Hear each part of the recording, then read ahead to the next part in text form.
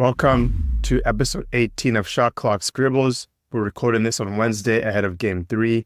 Today we're diving into everything NBA Finals as the Mavericks take on the Celtics. We'll go over raw observations, averages for both teams so far this series, go over key points, and wrap up with final takeaways. Last week we had a special guest, Chris Hine, who joined us for an in-depth analysis. Thank you so much for joining us, Chris. Thank you to all of our fans and listeners for your continued support. Stay tuned for the next guest. Before we also get started with today's show, we wanted to remember the logo Jerry West, who recently passed away today. I also want to send condolences to everybody affected with the plane crash in Malawi, the vice president of Malawi, and 9 others that were killed in a plane crash just a few days ago. On that somber note, let's get today's show started. This part of the pod is called Raw Observations. I'll be going over my observations of the series so far in these 2 games. For some reason, I think my audio cut off when I was giving my predictions last pod. I apologize about that, but I wanted to be very clear that my pick was the Dallas Mavericks in 7 games on the Celtics home floor. That was my prediction. Chris Hine's prediction was Celtics in 6, and honestly, it might come down to that. We'll just have to wait and see. So a couple of things. First bullet point that I have here to make is the Celtics have looked very fucking good, man. It's no surprise that they had the best home season record throughout the season and the playoffs. They are undefeated so far in these playoffs. That means they go 14-2. They've only lost 2 games in these playoffs. And I believe they showed a lot of resiliency when the Mavericks cut the game to 8 in game 1. And in game 2, they made game-winning plays to win the game, specifically that block by JB and D. White. I don't know who ended up getting credit for it. I think D. White got the credit for that one. They were saying that maybe it was possibly a foul. I don't know. That's for the referees to make a call, which they didn't make that call, so it's not a foul. If PJ makes that basket, though, in transition, it's a closer game. I think the fans got what they wanted in this particular game.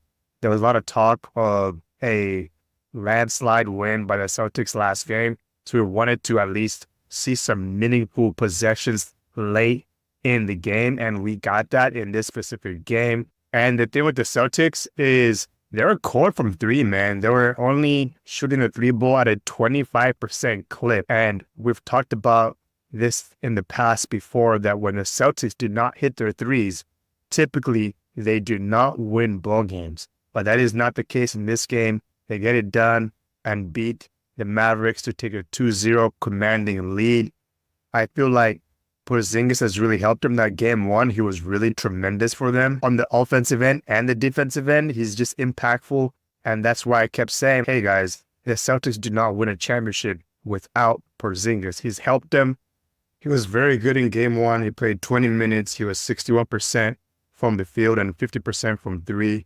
Made both of his free throws, and he was a plus 13. So I feel like having KP back, it really helped them offensively, as some of their stars did not have a great offensive game, but were still able to get it done as a whole. But I tell you what, just having the presence of Kristaps Porzingis there in the paint to deter Kyrie, Luka, and some of the other boys on that Dallas Mavericks team goes a long way for sure. And on the Mavericks, they made a push last game. The Mavericks made a push last game, and they were right there. But it was just a little bit too late.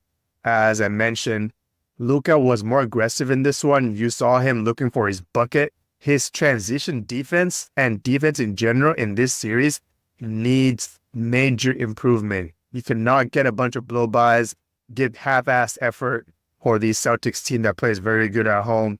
That is not going to win you championships. You've done that in the past in Europe. You've won championships at a young age, going pro as a teenager. But you need to play better defense than what you've shown in this series so far. I know you put a lot of effort on the offensive end, but also you got to put your shift in the defensive end as well. Luka still finished the game with a triple-double, his first game in the finals with 32, 11, and 11.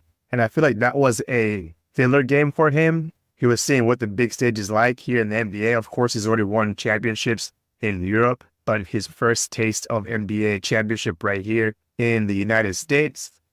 Health is a huge concern for Luka, but I believe he'll keep it pushing.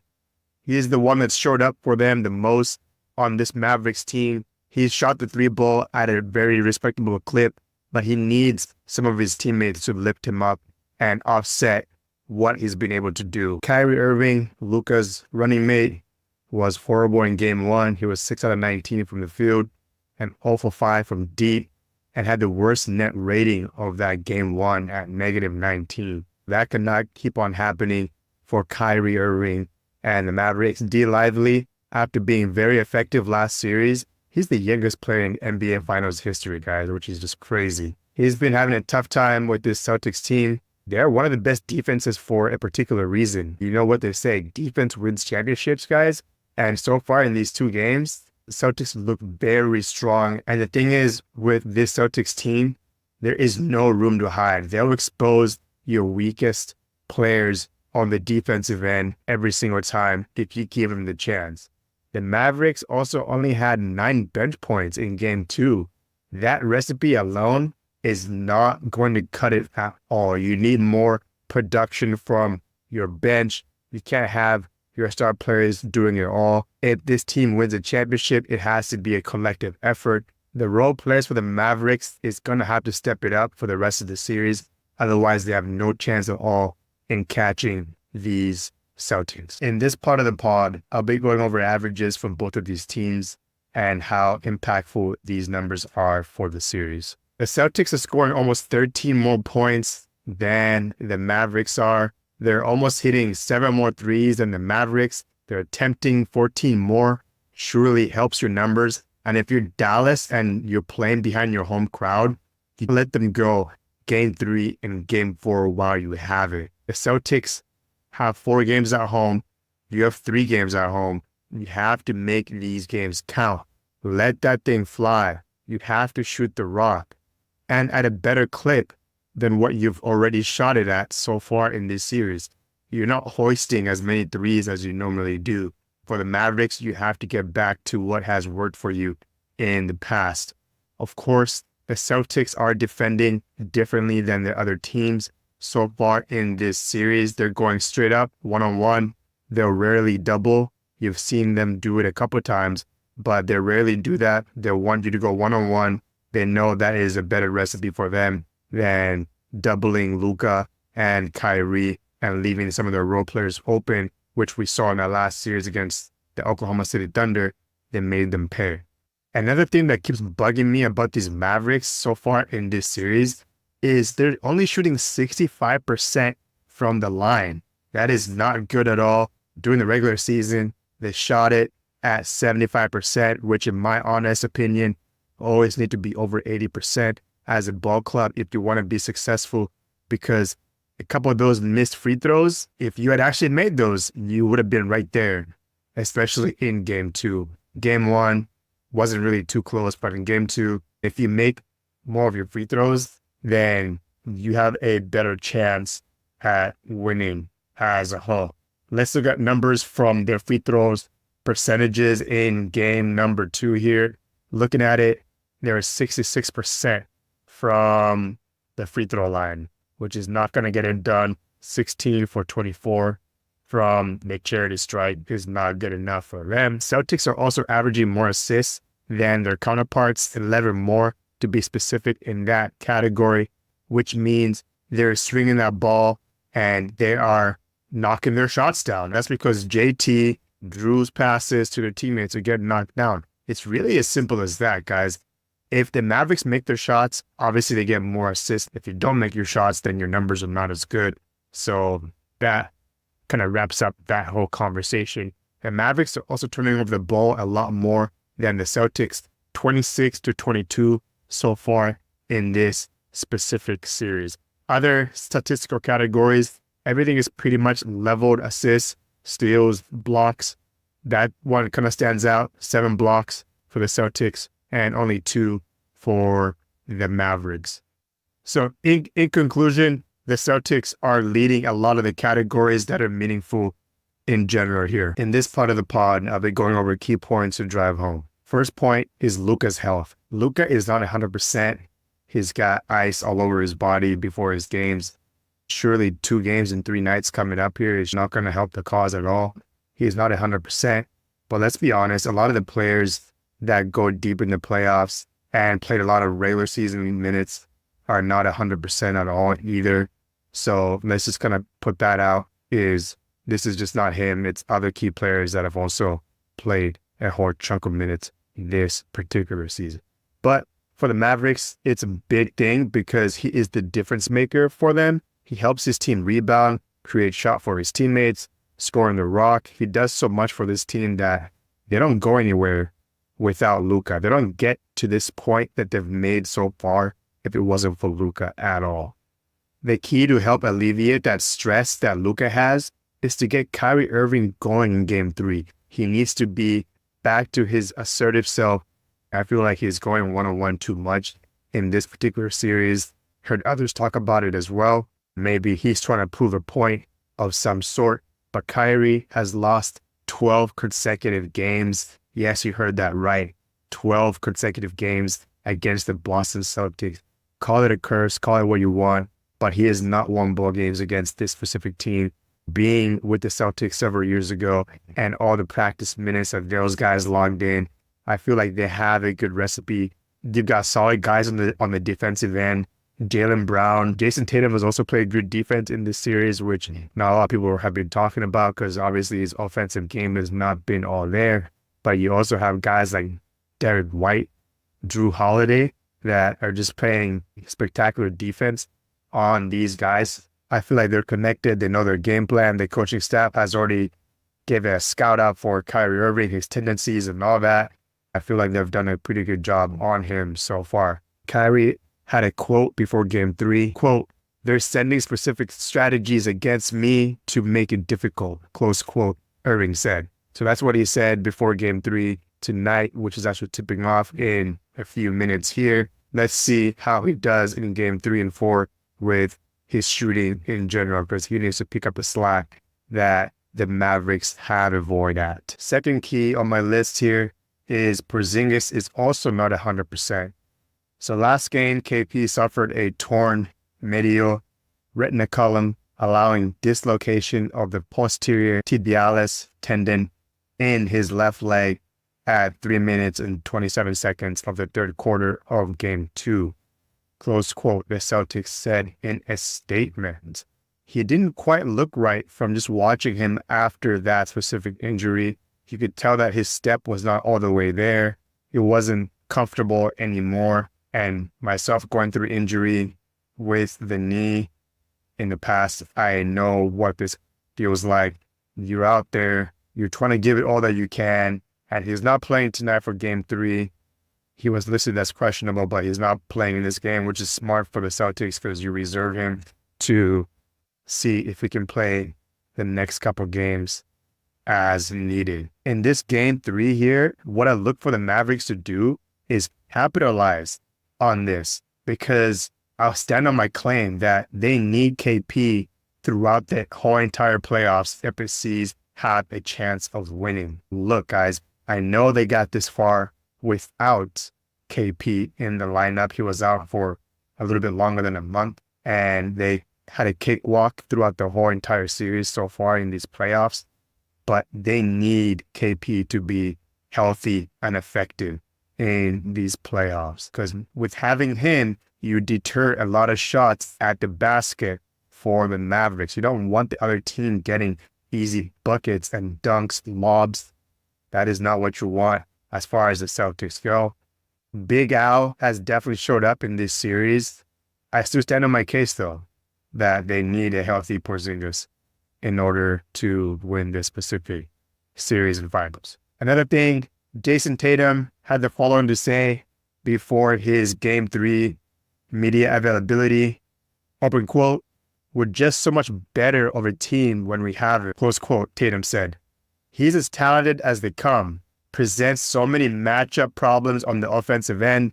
Then on the defensive end, he's somebody that can affect shots," close quote, open quote. So yes, we've had success and found ways to win without him. Obviously, we're better when he's on the team, when he's out there playing with us. He's doing everything he can to get out there and give us whatever he can, close quote. So that's what JT had to say about the situation of his brother here in KP.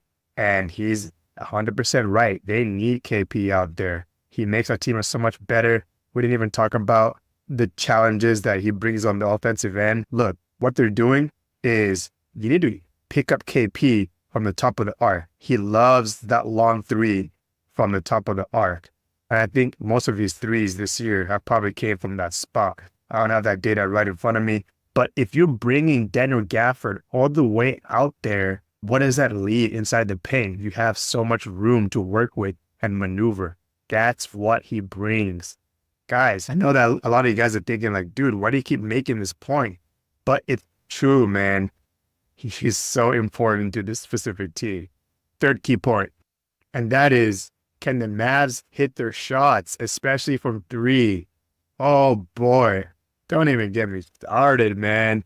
So look, guys, the Mavericks are 13 for 53 from deep, shooting it at a 26% clip. This kind of shooting is not going to get you anywhere close to nearing this series. They need to hit their threes, especially at home and for the rest of the series. Game 3 and 4, you got your crowd on your back.